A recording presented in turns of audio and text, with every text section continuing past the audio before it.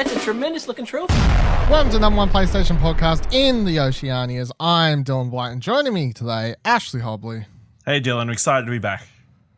Excited to be back. Talk about the PlayStations for another year. 2019, our first official episode of Platinum Explosion in the new year. Get pumped. That other one didn't count. Well, I mean, it was recorded before the end of the year. So no, behind the curtains and stuff. Just come off holidays. It's good time. We had all that best of 2018 stuff coming out, which you can still check out at explosionnetwork.com/best of 2018. I swear this is the only episode I'll ever bring it up. We got to move on. We actually got to move into the year that is. But what year is it? 2019. Okay. You're gonna keep testing me? Yeah, because I got it right. Yeah, we're a few weeks in. I think I'm past the point of fucking up. Hopefully, we've got the best of stuff done. You don't need to think about the year ever again. Well, yeah, I still kind of, but it's only just finished though. So I only just feel like I'm coming into 2019 now. You know. Yeah. Spent so much time just thinking about 2018 still. It's like, oh yeah, 2019. We're nearly towards the end of January already, and we're like, hey everyone, we're back. Yeah, I know. It's like that's what I legit. Side note before we kick off the first episode, but side note, I legit the other day at work, like a day or two. No, it was yesterday at work. I'm like, holy fuck, it is the 20th. And because I was thinking at work yesterday, I'm like, oh, cool. We're back in the Explosion Network offices tomorrow. I'm like, kick off some. We're back into it. Let's kick the year off in style. And then I was like, it's 20th already. It's nearly the first month is over. And we're like, we're coming back. Hey everyone. How you going? That's good. All right, so I figured I'll just go through kind of what we've been playing when was off PlayStation games. So the first thing that we can talk about that we both finished that we haven't had a chance to talk about yet is, of course, the Spider-Man DLC 3. I can't actually remember the name of it. Do you remember the name of it? What was it? Silver Lining. There you go, because Silver's Sable. It was all one big thing. The last episode of the City That Never Sleeps. That was it? Nailed it. No, thank you. The last episode of the City That Never Sleeps. We'll go slight spoilers for it. We won't fully spoil it in case you're waiting for it to be on sale or something like that. But slight spoilers for this 3-part DLC, I suppose, of course. What did you think of it overall when it wrapped up? As a story, as a whatever package? I liked it. I mean, it sort of came to a solid ending. I didn't particularly love the final boss battle, but it felt a bit different to everything else sort of we played before. I think the story sort of wrapped up interestingly and also potentially adds more hints as to what's going to be in the next installment as well. So, and they resolved the thing that happened at the end of the first episode, but they don't explain how. They don't. Which annoys me, but I'll have to live with that. Yeah. I agree about the boss fight. The boss fight reminded me of like a PS3 era Spider-Man game type boss fight. Yeah. Or something along those lines. Whereas, because the main game has these more very cinematic, I guess, boss fights, epic ones. And this one just felt like, okay. Yep. Yeah. It's a thing. But it does kind of wrap up that thing from the first episode. It has the biggest thing from it, I can't say without spoilers, but what I'll say is this. If you really liked the Spider-Man game, the main game, I do feel like you actually need to play this before you can play the inevitable sequel. Because of one, I've got to bring it up to you right now. There is one character that, did you do all the side stuff? Yes. Yeah. All right. So in episode 3, I don't know if you know what I'm hinting at now. In episode 3, they do something with a main character from the game that if you went straight from the main game to number 2, and presumably they're going to have a part in number 2 of sorts, you may be like, hold the fuck on. How did that character get from where I last saw them to where they are now? Because drastically changes that character. No, well, Yeah, I think that it would just be that way, and they'd sort of explain it at the start of the next game, but you would have more background if you went back and played this DLC. And I do feel like, honestly, out of everything that happens in the final DLC, everything to do with Silver Sable and wrapping up the story versus Hammerhead and all these sorts of things, the coolest moment was actually that side mission stuff. The last mission of that whole side mission to do with this character we're not naming, when you arrive at the place and this voice message starts playing and you realize what the fuck has happened and what's going on, I was like, oh my fucking God. But that was probably my favorite part. Yeah, that was very surprising that they took such a big dark turn. Yeah, dark turn, big character switch, I guess. So yeah, bold. Especially for DLC, which not everybody is going to play, you would assume. But yeah. Well, that's definitely a thing. It's like, hey, if you're holding out on this thinking this is just DLC you don't need to play, I would argue it is DLC you 100% need to play. Not for the main story, but for a fucking side mission storyline that's part of the DLC, which is the weirdest part of all of it. Yeah, because if that character is 100% going to be in number 2 of this, that is definitely going to happen because, of course, Spider-Man sold billions and trillions of copies, and because the Explosion Network gave it its number 1 game of 2018, of course, that helped sell billions and trillions of copies. Yeah, got that Ian push as well. Ian bump. That extra push. Yeah. So when that happens, that character is going to be in it, and people, even if they kind of explain it with some sort of opening clip, I don't know, some sort of explanation, it's still just going to be like, wait, hold on. So yeah, definitely play the DLC, wait for it to be on sale or something if you want to, if you need to, but yeah, play it before the sequel. Also, there's some stuff to do with Miles in it, a lot of not big moments with Miles, like you never suddenly take over as Miles and start swinging around the city, anything crazy like that. That's still probably going to be a sequel thing, I guess, setting up Miles as the Spider-Man character he's eventually going to become. But there are character moments with Miles in this that I feel not like super important, but are cool to help bridge the gap between this one and what's going to happen with Miles in the future, I guess. A lot of character building between him and Peter. Yeah. So there's also the stuff with MJ as well, which could potentially lead to it. That's true. Different point to where they ended the main game. Yeah, that's actually, I completely forgot about that. They move her. Yeah, they move her completely from where she ends the game to literally somewhere completely else. Yes, not saying where, but she literally is moved to a different location. Not forever, but something happens in the DLC that's like, hey, I'm going to go over here for some time to do this thing, and it's like, okay, well, is that where they're going to open up the sequel, or are they going to do that in a separate DLC? I don't know, but it's definitely a storyline that's set up for like some sort of future explanations and dive into at some point. So it was interesting. All right, a couple other things that I played during the holiday period. I played Bravo Team, which I bought when it was on sale because it was like $12. This PSVR game. It was one of the first. This January sale was pretty good. The January sale was pretty fucking good, to be honest. Yeah, I brought a couple things off it. This was fuck all. I brought it. I played through it once. I was like, this is pretty garbage, and it is pretty garbage. And I remember reading reviews. It was pretty garbage, and it is.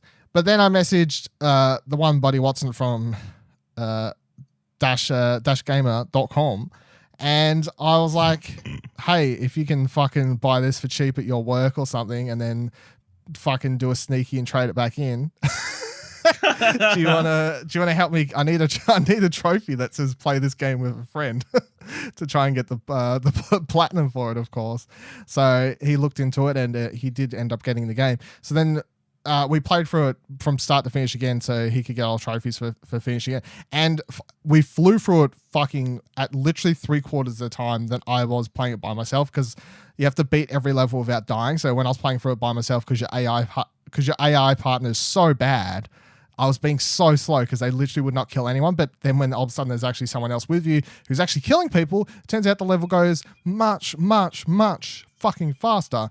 But overall, the game is the easiest way to explain it is it's a Time Crisis-esque type shooter thing, but it's not even as good as that. The biggest problem is this.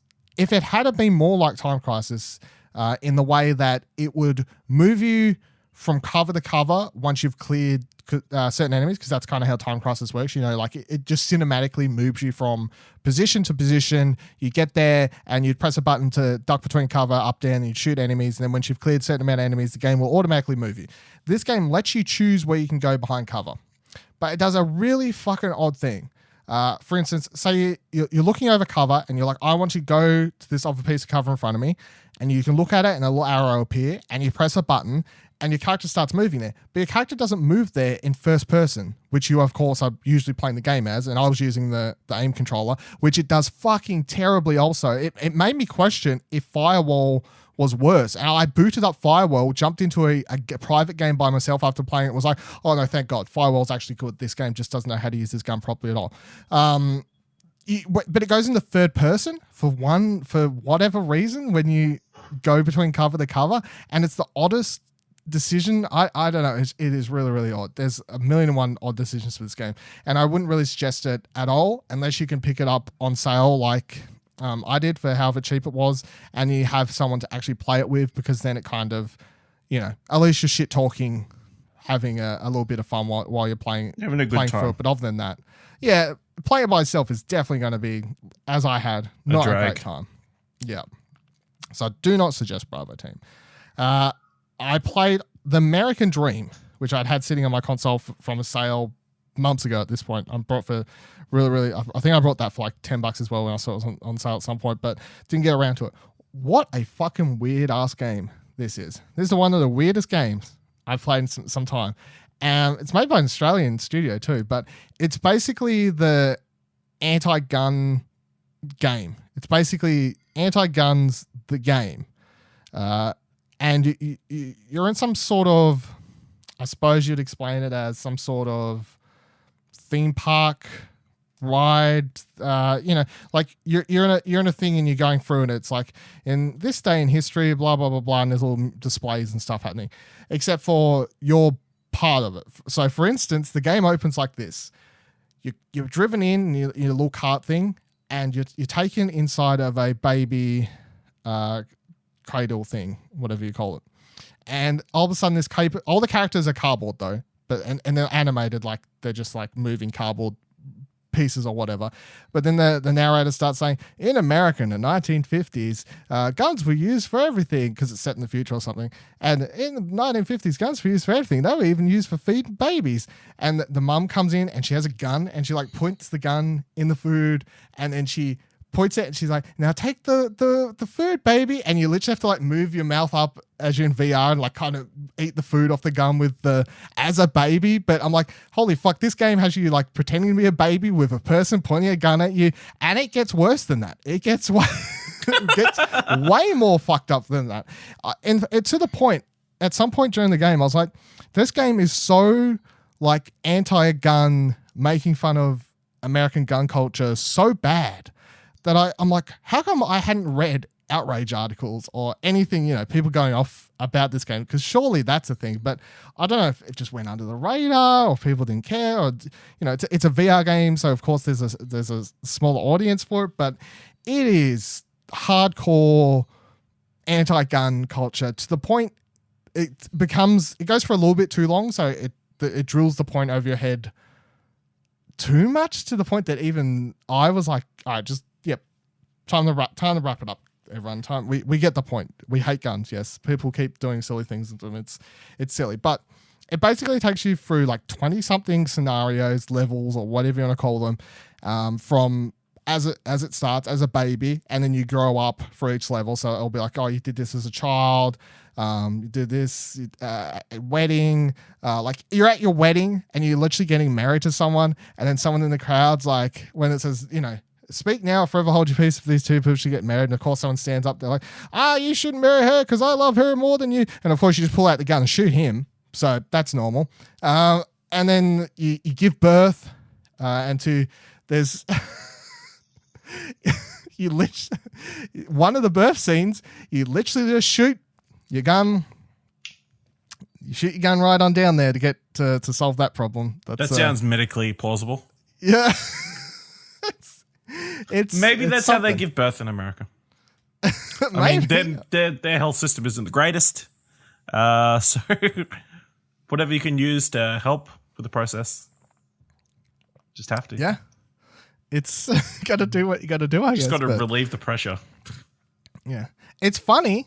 Like, I find it funny even if it went on a bit too long. I wouldn't say it's an amazing game because mechanically it's not doing anything particularly interesting gameplay-wise. It is interesting simply because of the humor per level, but some jokes hit more so than others. But yeah, I'd add it to the list if you're like, what is this? And you ever see it, and you're up for a, I don't know, 4 to 6 hour probably laugh, then yeah, American Dream is pretty long.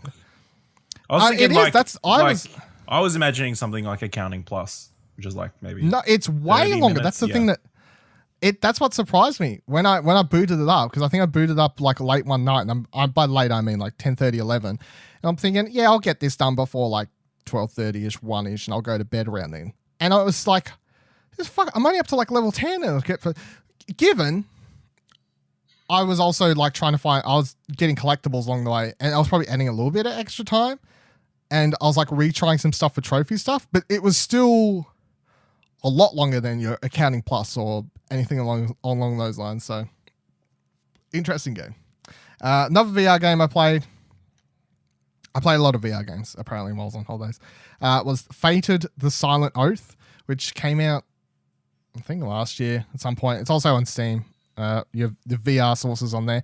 It's a like set, you're like Viking or whatever, and it's Norse mythology type game. It was meant to, it's episode 1. It doesn't say episode 1 in it, but it's like part 1 of what was supposed to be a 3-part story. I have no idea if the next episode is ever going to come out. I tried looking into it. The developer's like, yeah, well, it's a thing, and don't know. But the game ends on such a fucking huge cliffhanger.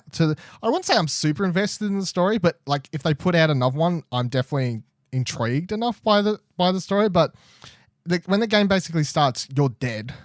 Well, no, you are dead. You're not basically dead. You are dead.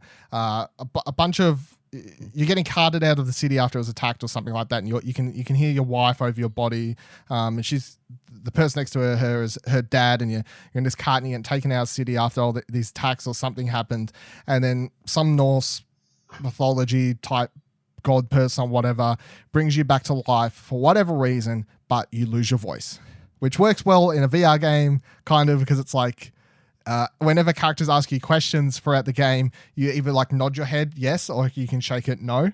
Like that's how they make you communicate through the game. So it works well VR wise, but also they tie it in nicely to the mythology. Most of the game is just walking around and interacting with characters, and basically an adventure game in first person. There's little to no action. There's a few puzzles, but they're pretty easy.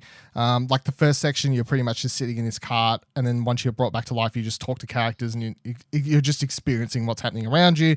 When you arrive at the next location where everyone has kind of gathered after this attack, and they start talking about like what has happened, and it's setting up like Ragnarok is basically what the storyline is. That's where it's going, and they're talking about the trolls coming back. Oh, the trolls don't exist. These aren't real things. These giant mythical beings or whatever. No, people don't believe in them, blah blah blah blah. Spoilers, shortly after this, at some point you're going up a hill in a carriage, you're controlling at this point, and then of course a giant fucking troll monster starts attacking everyone as you're on the side of this cliff, and then that level is you have to control the cart and try and dodge the havoc that this troll's having happen around you. And it's cool. I don't know if this episode 2 will ever happen, so it's hard to suggest, knowing that it does end on such a big cliffhanger. But if you're into like Norse mythology type stuff, there is a VR game that does some cool stuff with that. Ash, you played something in VR. I played on top of? Yeah. I also cashed in on the January sale and picked up Sprint Vector. So it's like a sort of like a racing game where you're sort of running through different courses. You sort of use the move controllers to like move your arms to run, sort of thing. This is the first game I played in PSVR that I got motion sickness from. So yeah, I think just the obviously the movement, you're just moving around it, your body's not quite, because your body's not moving, but looks like you're moving. Obviously, didn't work for my body for some reason, but yeah, I don't know if it was the PSVR or just my form, but I just couldn't get as quick as I wanted to go, and it just didn't work as well as I wanted to. I don't know. Maybe the tutorial needed to be tweaked a bit more and like show you what you're doing wrong because it seemed to be constantly. During the tutorial, I seemed to be running fine, but then when I got into an actual race, I was doing terribly. But yeah, the concept it looks good. It's conceptually it looks like it should make a lot of sense. So, but yeah, I've seen it's getting a lot of good reviews. But yeah, it is definitely one of those other games. It's a workout. Yeah, it's the up and down arm motion. You're going to get massive biceps. Maybe I'll give it another shot. See if it's. How long did you play it for? Maybe like half an hour, 45 minutes, but only like 2 like full races. It was like after I went through the tutorial, but 20 minutes or so was tutorial. I got through about 2 full races, but yeah, then I started to feel it. I'm surprised that was the first thing that got you motion sickness. But no, yeah. Yeah, just the traversal is a bit different to everything else I've played so far. So. There you go. Does it have multiplayer? Yeah, it does have online multiplayer. So yeah. Is that what you jumped into, or no? It's just against the AI. Okay, I was about to say I would have been. I was like, I mean, fuck, is there like a sprint vector community? Like, there probably is. Yeah, I mean, the setup for the game is interesting. It's like everybody's gotten kidnapped and they're all put in this Colosseum sort of thing where they have to compete for prizes in quotation marks. Of course. Yeah. So no, I know. Well, yeah, I've looked at it a couple times. I just haven't. Never got it for whatever reason, but yeah. All right, so continuing the VR train, which is apparently now what this episode's become at this point. I got Ace Combat today. I've only played somewhere between half an hour to an hour of it, and I've only tried out the VR stuff. And it took me about that long to beat the first VR mission. I can't remember exactly how many they say there are. I think there's like 3 or 4 or something. I don't know. We'll find out more. I'll probably talk more about it next week, I suppose. But I played the first mission. I found it hard, but maybe it's just because I didn't warm up by playing the actual game first or something. But there's like the combination of that, plus of course you're in VR, so like not being a third person does make things harder, of course, to track where you're doing and what's actually going on. But for example, when you beat the first mission, it then is like, okay, now land your plane on the ship again that you took off from. It took me, I don't know how many times. That shit is hard. Pilots, you got a difficult job. I would keep coming in and it's like, you're going too fast, so like lower it. I'm like, okay, cool. And it'll come in and it's like I did the wrong angle too fast. My nose wasn't up enough. Like, it was just like a million and one things. I'm like, holy fucking shit. And then like Nicholas Price listening to this, just shaking his head. The amount of times I'd get like so lost also when I'd be, you're trying to chase an aircraft in the sky. And look, I didn't get sick off this, but when I was done, I felt a little bit like I wasn't sick, but like wheezy, I suppose. Like you could tell I'd been fucking doing loop-de-loops in the air for nearly an hour straight. But it wasn't a struggle to play. But when I did take the helmet off, I was like, yeah, I'm enjoying this fresh air, I guess is one way to put it. But yeah, because you have to, there's literally no way to avoid it because like missiles are coming after you and stuff. So then you have to start doing spins and whatever. Like if you're worried about playing this in VR and be like, well, I'll just, I won't do any fucking 360 spins in the air and all these sorts of things. You kind of have to because there's no way around it. It's fun though. It looks good. The controls are fine. It's very simple. Even though it took me a couple. It doesn't tell you what the fucking controls are when you start the game. Kind of because I presume I think the game presumes you're doing this after having played some of the actual game first. But because I just jumped straight into this, I was like, what the fuck is my like normal machine gun button? Pressing everything. Oh, that's X. What is my like fire this missile button? Oh, it's circle. Okay. What changes that? Square. Okay. And then other things too, like.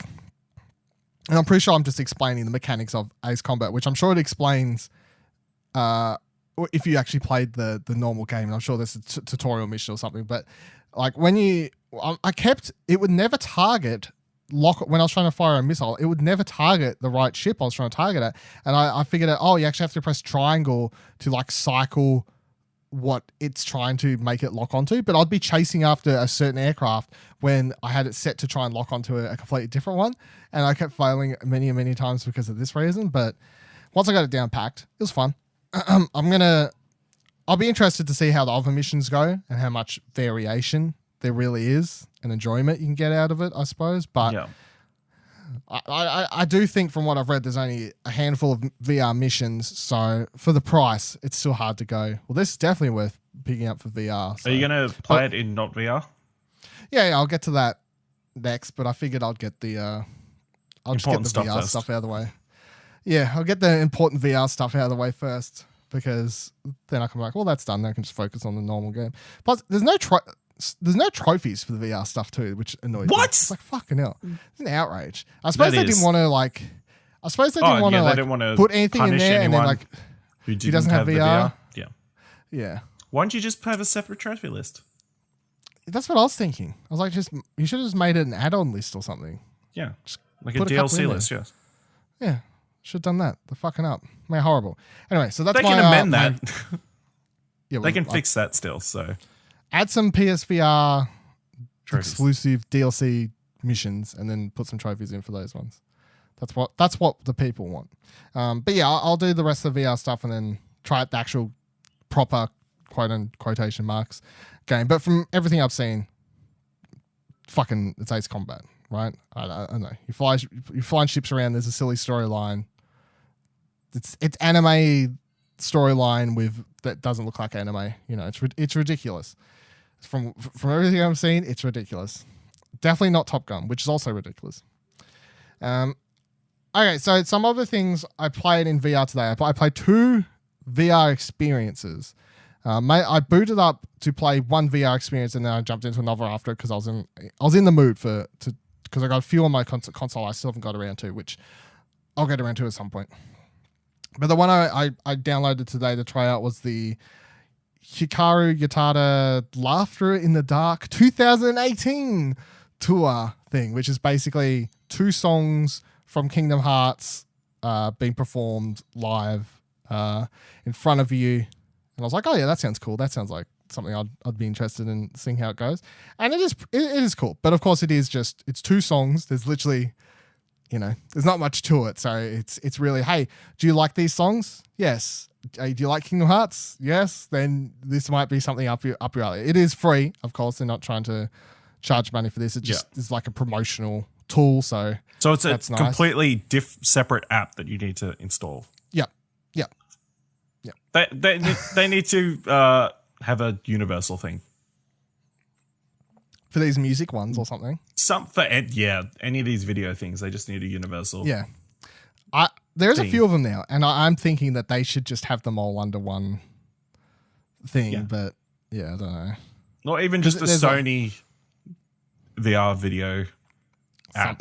Something. Because most of them, all of the music video type stuff or what live concert stuff or whatever I've looked at, which also I think this is one of the better ones out of all the ones I've looked at.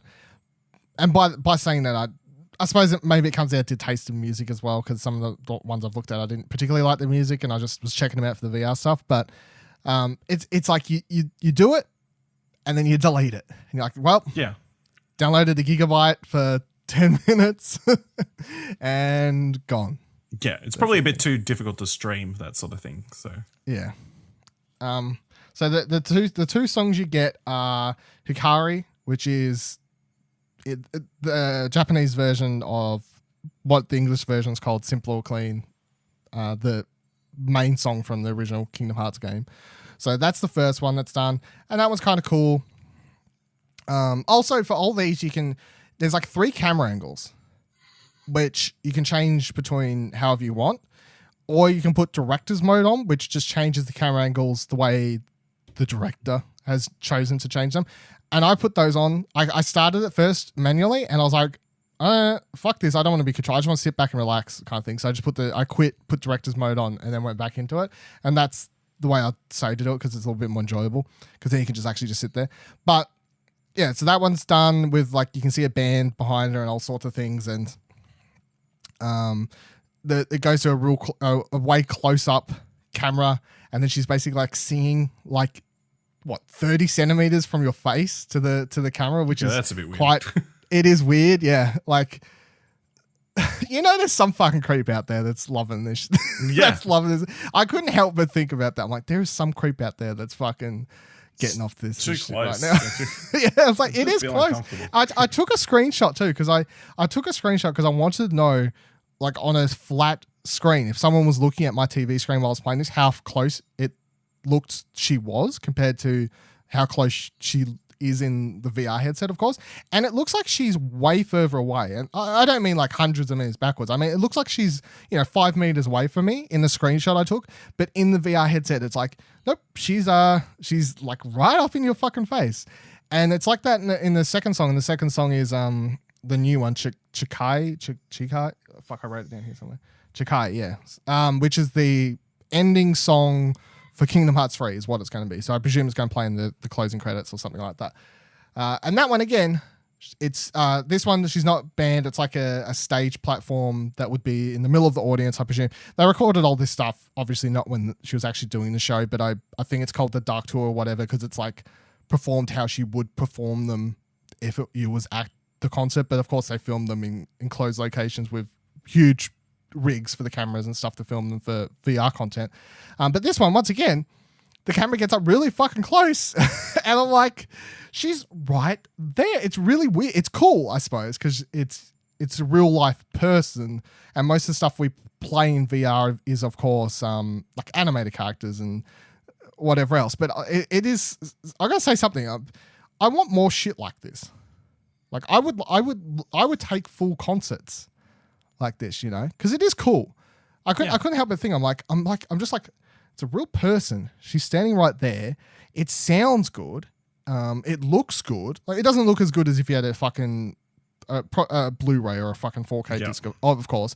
But it looks good for what it is, and VR is obviously going to look better. But I just can't help but think, I'm like, at some point in the future, we're going to have a fucking full concert. Like imagine that Metallica Through the Never thing. Just fucking make that, but in VR. Some like hybrid concert experience. I feel like we've been speculating that this is the way they would be going in the future for ages. I mean, because Sony bought like a concert hall somewhere in New York, I thought, from memory. That was the thing. Yeah, I forgot about that. So, yeah. Hopefully, that'd be cool just to see, like, do like a Austin City Limits thing where a different act comes in every week or something, does a bunch of songs and then just release that. That'd be pretty cool in VR. Yeah, because it just got me thinking. I'm like, it is cool to be this close to a degree. Yeah. It is creepy. Like, it is 100% creepy. And there's going to be creeps out there, of course. I can't help but bring it up. But it is creepy pull it back a little bit. It is creepy to be that close. But at the same time, you're never going to be that close to all, like, your favorite bands ever, really, Like most likely, 99% chance, you're never going to be that close to any of your favorite bands or artists or anything like that. And I kept thinking about, my favorite bands and artists. I'm like, yeah, I'd fucking watch shit like this just to get up close. Because I kept going into little details. I'm like, I can see what different colors all of the fingernails are painted. Which I don't know if that's a weird thing to say. But that is a weird thing to say. But I mean, if that's as far as sounds like you got a fingernail fetish now. Look, if you want to call me fingernail fetish, go for it. But all I'm saying is I couldn't help it. I kept looking because I'm like, the detail, it doesn't look great. I'm not saying it looks 4K, but I'm still like, she's just right there in front of me to the point I'm close enough that I can see the different colors her fingernails are all painted. And that's weird, and we're very close. However, I would like more of this for many different artists stuff. I'll just do it for everyone. Yeah. Not for the fingernail thing, but, hey, Eminem, I can see you're growing a grey hair there. You're getting old. Yeah, calm down with your fucking bad swear words or something. Yeah, so like I watched on Netflix, they had the Taylor Swift Reputation concert thing. Yeah, I still want to watch that. Yep. That would be cool to see in VR, like have it different points in the stadium set up. Obviously, she moves around that stadium a lot. Spoiler alert, but... yeah, we have to plan it out, of course. Yeah, what it is. Like, for example, I know we're spending a lot of time with this, but it's fine. For example, for the first song, she starts like further back on the stage, and then at some point she does like walk down 3 stairs to the like what would be the edge of the stage, and she sings there for a little bit, really close to you, and then goes kind of back up the stairs further and stuff like that. But they would have had to know that's the only movement she's going to do, because then the camera would have had to follow her type of thing. So if you're fucking Taylor Swift moving all around the place, they'll have to know where she's going to go ahead of time to preemptively. So a lot of planning, but yeah. If I take anything away from it, I'm like, this is cool.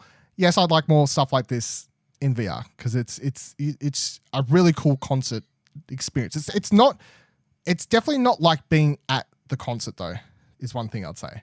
You know, it's because you're not in the crowd and you don't hear a crowd. It's definitely, you feel that it's just an empty warehouse. Was there a crowd? Or? No.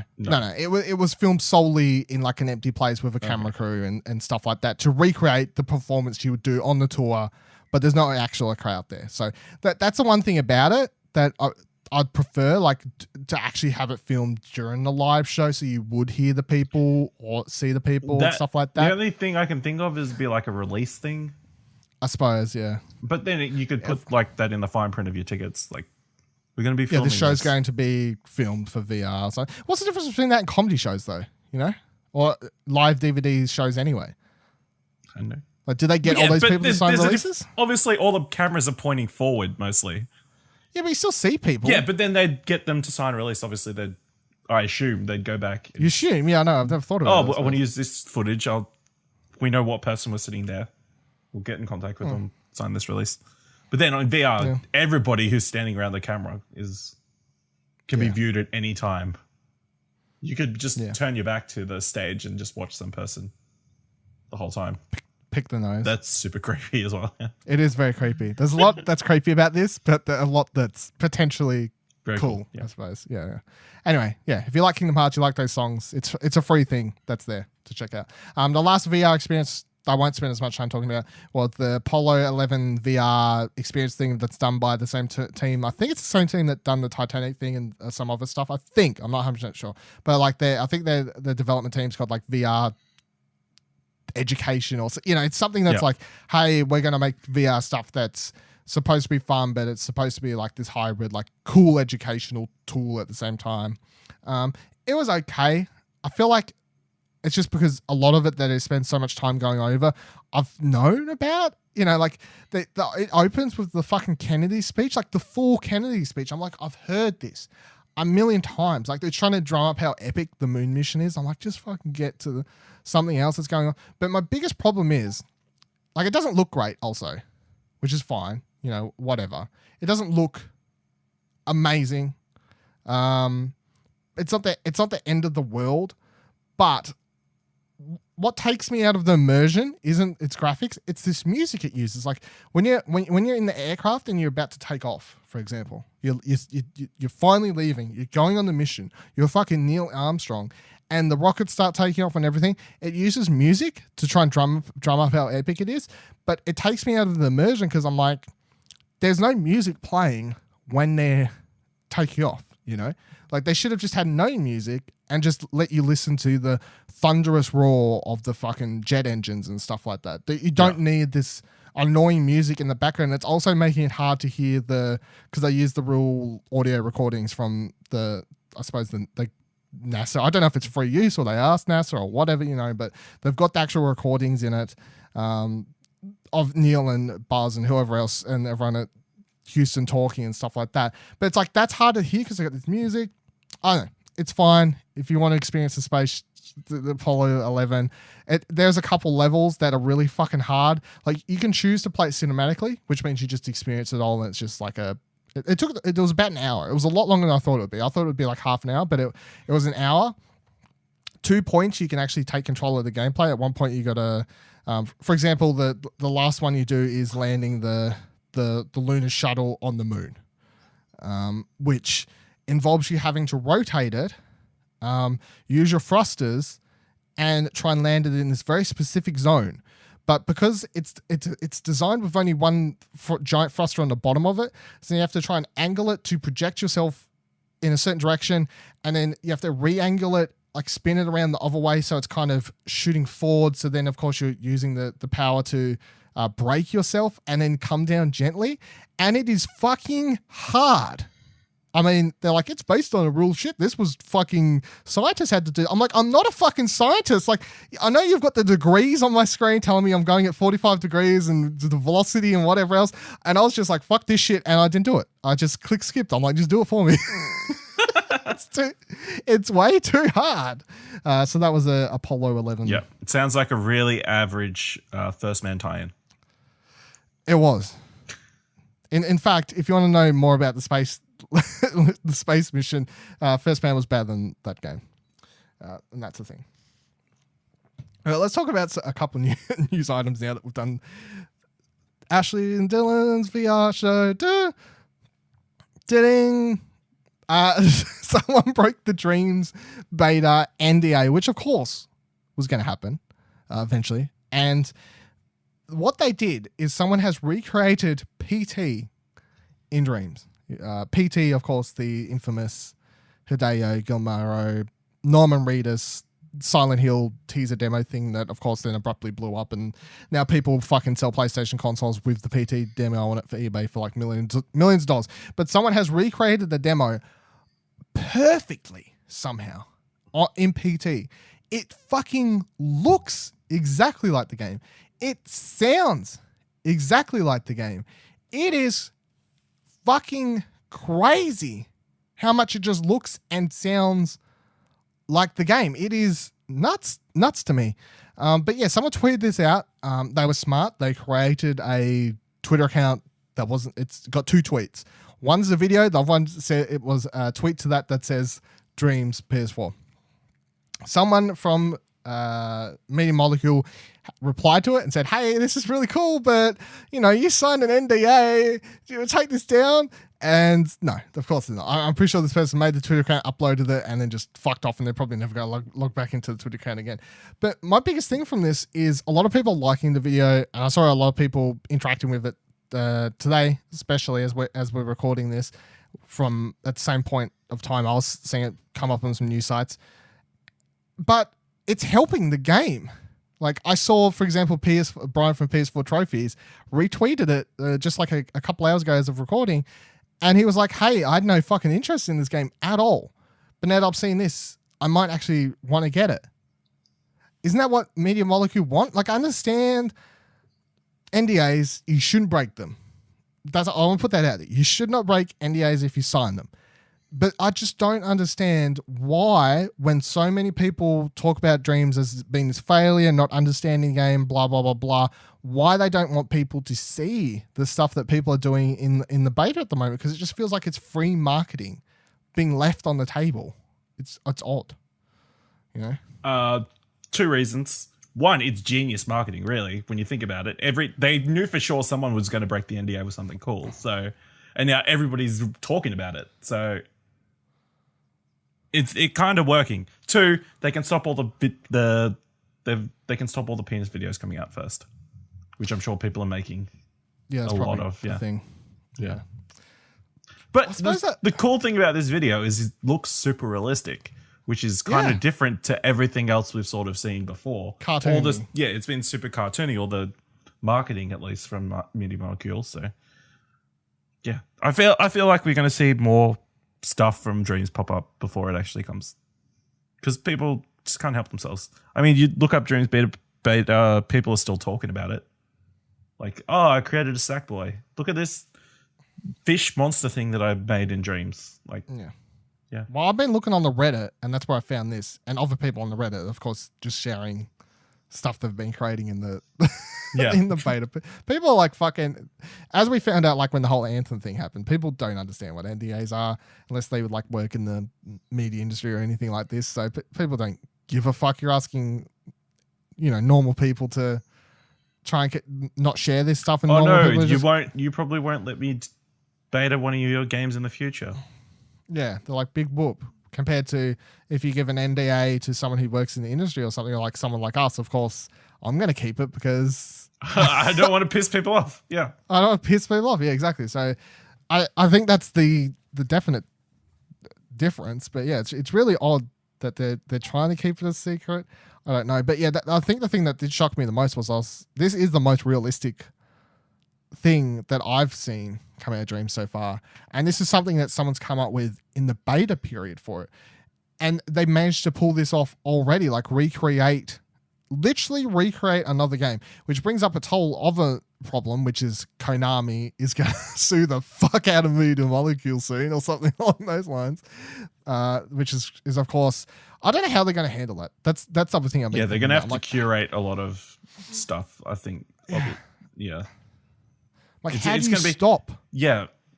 I feel like they've talked about this before, but I can't remember what they specifically said.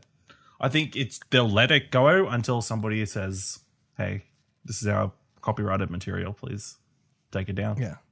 Well, if anyone, Konami, when they find out about this, is going to go off their fucking rocker. Maybe. The way they act about PT and like they deleted it off the store and everything in the first place, so... Just change the name of the file to TP. Yeah. But it's literally, I don't know how they pulled the audio. They must have the audio saved. Well I'm sure there's some sort of YouTube video or something. Yeah, they must. But the way the audio worked, where you're literally walking through the house and then the audio changed. I mean, yes, it's crazy. It is nuts. It is fucking nuts. I'm sure all the PT assets are somewhere online that you could just pick and pull different files that you needed to. Maybe, or else they've literally just like recorded ripped a YouTube file, recorded it, put it in. They've got it saved on their PlayStation. They've got the download. They ran straight to the radio and just recorded the radio, and obviously they've placed it somewhere in the level. Maybe. Crazy. But it's everything. Like the sound mixing is the thing that gets me. Yeah. Because there's the footsteps, the eerie kind of creaking in the background, the radio, like it's all mixed together perfectly. Footprint, like footstep sounds in Dreams. You can do everything in Dreams apparently. Like, do you make it sound like they're wearing high heels or something, as opposed to like normal shoes or tap shoes or? I feel like that's a very easy ask out of everything I've seen people do in this game so far. That's like on the small end. Yeah. I feel like you're aiming very low. No, but yeah, that's something you don't give much thought to, I think. It's like, yeah. Footsteps. Anyway, Dreams. It's a thing. There's a beta happening. Someone recreated PT. Coming out this year, maybe. It's coming out. Oh, it has to. Come on. You can't be doing this beta for a fucking year. I mean, you could. They're just generating content for the initial release, so. Longest NDA period ever. Full year. Did you see they also said they've had to do multiple betas because they got way more people interested than they thought they would. So that's a good sign. Which is good. It is a good sign. Still, just pull the end. Just make it public. Let people stream the game. Oh, please. Anyway, last thing to talk about this week on the show, news-wise, is we did get a bunch of Days Gone trailers and news surrounding collector's edition and stuff coming out. Of course, the game is out in just a couple months, and there's not really that I can see much hype from many people I follow around the game particularly, so they definitely need to start drumming up some sort of interest, I guess, at this point. But so they showed off a new trailer which dropped, and it shows it's like a world trailer. Introduces you to the world of Days Gone and what you will find. It's commentated. I presumed it sounded like Sam Witwer, but it didn't say. But it kind of sounded like him. I wasn't 100% sure though.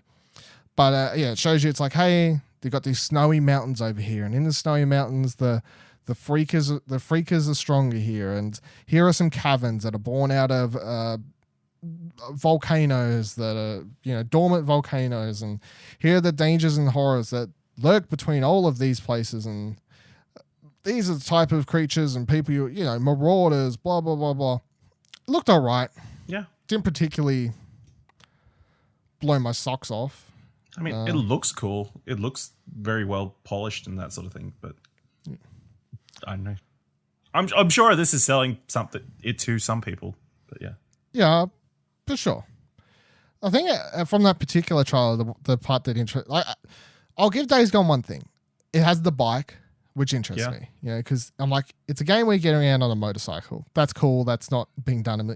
It's not a horse. Is basically what I'm saying. It's not a horse and it's not a car, which is the things that we, it's going to be a struggle. You can't whistle for the bike to come.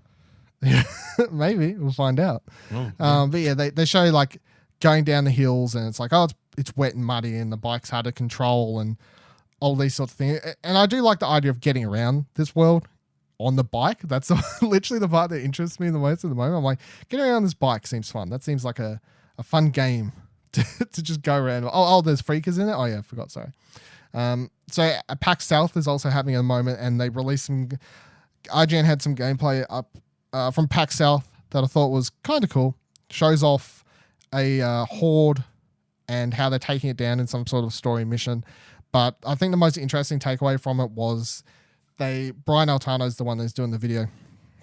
And he asked, how many freakers are on screen here as they're running around, they've set up traps like explosives and they're stopping to shoot them and shoot over explosives to take them out because the goal of the mission is to not escape them but literally kill all of them. Yep. And the person from Bend says, oh, there's about 300 here, which is a small horde apparently. And I'll say one thing you can say for Days Gone is seeing that many monsters on screen has always been impressive from the second they kind of announced the game. From the original trailer and gameplay footage that we saw, it still has continued to impress me how many creatures, these freakers that they can have on screen, this horde at one time. And 300 is a fucking lot, and it's impressive to watch. And the AI I find really, really cool because they don't run as they don't run as one object. They definitely are their own. They're each their own, even if they're part of one big horde. They don't feel like one big train coming at me. It just definitely does feel like 300 monsters that happen to be in a group together coming at you, where one could like run off to the side and get you or something like that. But yeah, apparently that's a small horde. To which I'm like, what the fuck is a big horde? Like, are you going to run into like 1,000 at some point in this game? Because that is like, imagine being like, oh yeah, I'll take down 1,000. I can't think of a game where, I suppose you got a Dead Rising. Dead Rising, which of course had heaps of zombies in it, I suppose, but that they weren't the same as the freakers in this. Which that point I was just making, where all of them in that game do feel like they're just one, like a beehive, all just one big fucking beehive that is shooting together, not a bunch of monsters on their own. Yeah. So this looks cool. Yeah. So this is pretty much the PAX Australia demo, the other version that we had at PAX, the one that you didn't play, but the one I didn't play. Okay. Yeah. So, but they're doing a way better job than I or Kieran were doing. So. Yeah. Why? What'd you do? Because in the video, they put up some proximity mines on explosives, and then they walk up to the horde and they shoot the horde to attract their attention, and then they start leading them around in pretty much several circles around the area, past all the proximity mines and stopping to shoot over explosives and stopping to shoot them every now and then. How'd you go about it? Not very good. I just couldn't get the proximity mines to lay down properly. I don't know. Yeah. So I just ended up trying to shoot my way out. And tried to use the bike to get... Oh, yes. God, yes. Several times. Yeah. Well, now you've seen it. Now I've seen it done properly. Yeah, I guess. Yeah. The new trailer, everything, Days Gone to me is still saying, like, I'm going to get it. I'm interested, but I'm still, after that PAX demo, worried. I know the game probably has fixed a lot of the issues I had. Of course, the latest build that they have at PAX South in America would obviously be a better build than we had. Yeah. Presumably, you'd fucking hope so anyway. Yeah. But, like, of course, if I've played it, my experiences aren't going to just sway off. Oh, I've seen a trailer. I'm not that dumb. Come on. I don't know. If they bring out a really good hype trailer right before release, I think that might change people's... Maybe. You know, like the last Uncharted 4 trailer, that was really good. The last God of War trailer, that was pretty amazing as well. So... Yeah. They've still got a couple months. I reckon that when it kicks into gear, when we start creeping towards April, Is it April? Yeah, April. Yeah. April 1st, isn't it? Yeah. I think so. Something like that. It's April sometime. You're Number one PlayStation show in the Oceanias. Well, you're making me doubt myself now. 26th of April. There you go. 26th. At least said April, right? It's still a while away. So it's still a while away. So they've got time to still put out a cool whole story another trailer quarter. or whatever else. But yeah. But if you want to, you can pre-order the $250 collector's edition, which was also announced. Does it come with the live freaker?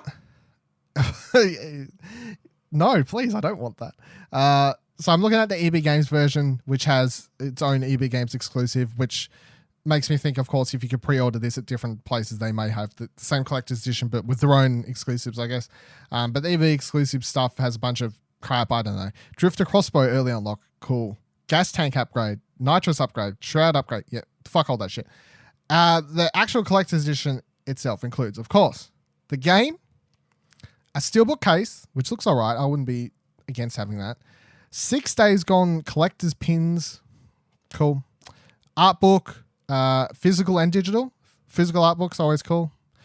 Physical and digital soundtrack, cool, I guess. I don't know. Depends if the game's music's good. A patch, which is, I believe, just like a replica of the one the character wears in the game. Cool, I guess, if that's want to put a patch, you know. 4 decals, and then, of course, a statue. And statue is what makes up the price, of course. And I gotta say, I don't think the statue is that good. The picture that they have on the website, I think it looks cheap, to be honest. I mean, there's a lot of stuff in it, which I think probably jacks up the price. Is the only thing. Yeah, it's hard to tell from just that angle. Like, you need more shots of the statue to see if it's good or not. But obviously, you got the bike and you've got the main character, and then like a freaker dude. Yeah, so as well, so it's like the promo shot, I guess, that they put out before, kind of. Yeah. Where he's sitting up against the bike. Yeah. Okay. Yeah. It's fine, I guess. It's hard with these things. You don't know if you want the statue till after you play the actual game. I zoomed in. Especially with new properties as well. I just zoomed in on the statue and it just looks plastic to me, which I don't like. I think is my problem. Looks a little bit too plasticky and the eyes just look a little bit off. I mean, you can decide for yourself, of course. If you would like the Days Gone Collector's Edition, it is a thing that exists. Maybe they chose a bad picture. I don't know. But Days Gone coming out the 26th of April, as we just found out a moment ago. Moving on to hashtag every trophy counts. Let's move towards wrapping up the show, of course. I got 6 plats while we were on holidays because, of course, I finished up Suicide Guy Platinum, which I basically did because my goal for the time off was to try and catch up on a lot of things. So that was play stuff that was already installed on my console, finish up TV shows that I'd already started. Like, I was trying to wrap up things, basically. So the reason I did Suicide Guy was because I knew I was like halfway through it and it was on my console. I'm like, well, if I get it, then I can delete it. You know, I wasn't chasing platinums more so than just wanting to play stuff to be able to delete stuff. That's kind of what was going on. But yeah, I think I talked about it briefly at some point last year. It's a puzzle game. It's fine. You follow a guide. It's like I don't know, because I played it over 2 periods of time. It's like 2 to 4 hour platinum, I think. I did the Pillars of Earth platinum as well, which you basically follow a guide for the first episode and it's really fucking easy. I already played the Pillars of the Earth chapter 1 or book 1, sorry, on PC beforehand. So it didn't really bother me to follow a guide because I already done my like story mode playthrough or whatever. But you also the book 2 and book 3, which is of course the full game, which was released after it. Unlike The Walking Dead, they didn't leave trophy spots for those in the list. They just made all the trophies for the first book, and then the subsequent book 2 and 3, which were added later, were just put through as DLC, which is kind of the opposite way to Telltale how they did all their lists. But that does mean you get a really easy platinum that involves you only playing 1/3 of the game. I'm gonna play book 2. I'm gonna play book 2 and 3, not for the trophies because they're like 1 silver and 1 bronze for playing through literally the same length of time, but just for story reasons. But they're things that exist. It's a fine game. It's also an easy platinum. Bravo team, as I mentioned before, Very easy plat if you've got a friend, because you do need a friend. There's a trophy that involves playing it in co-op. American Dream, as I said before, very easy. Just need a guide for some collectibles. Not that hard, but probably a couple that you'll need a guide for. I also got the Doom Platinum. I played through Doom, got it. You'll need a collectible guide. I think I'll talk more about Doom on Arcade Couch this week, so you should check out that, of course. But trophy-wise, you definitely need a guide because you need to get all of the upgrades for your character in one playthrough. Like that's one of the oh my God, lose my words. That's one of the trophies is to get all the upgrades for your character in one playthrough, which means you basically need to find everything without missing it. You can't go back and chapter select it later. You need to do it all in one run. So you definitely need a guide unless you fucking know what you're doing. And then the last one I did was Ether One, which is a puzzle game, witness-like, I guess. And by witness-like, I mean it's puzzles, but like you're walking around in the first person in like a village, and you're going to do all sorts of things. And the trophies are obscure and weird as fuck and very confusing. And if I didn't have a guide, I would have never finished this game. So I used a guide, just got to experience the story. And it was like 3 to 4 hours, I think. You got to find some collectibles while you're at it. But yeah, I honestly, the puzzles in that game, I would not have been able to finish it without a guide. Some of them I'm like, how the fuck would you even figure this out? I have no idea, because it's like, oh yeah, you got to go to this random house over here, and how would you have known to go there? Oh yeah, if you looked at this random piece of paper in this corner and it has a fucking poem about this, it's like, oh my God, like that's too obscure for me. Don't like it. But it's easy platinum if you use a guide to follow, to help you out with the puzzles that you can't do, and then also to tell you where all the collectibles are, which you can get at any point, but obviously easier to do following a guide. They're my 6 platinums, and that has been the first episode of Platinum Explosion for 2019. Back at it again. Yep. Smashing them plats. Well, you are. I'm not, but yeah. Oh, letting the team down, Ash, once again. Good Lord. You can follow me on Twitter at Vivaldil, VIVALADIL. Where can people follow you, Ash? Follow me on Twitter at Ashley Hobley, ASHLEYHGBLEY. It's the thing. It is indeed. You can follow the show on Twitter at Plat Podcast. Don't forget to rate the show on Apple Podcasts if you can. If not, word of mouth is your best friend and ours also. Join our Discord by heading on over to explosionnetwork.com/Discord. They'll take you to the Discord link. You join the thing. And this is, of course, a product of the Explosion Network, of which you can find many more shows, articles, news, reviews, and much more at explosionnetwork.com. Follow Explosion Network on Twitter at ExplosionPod. And until next week.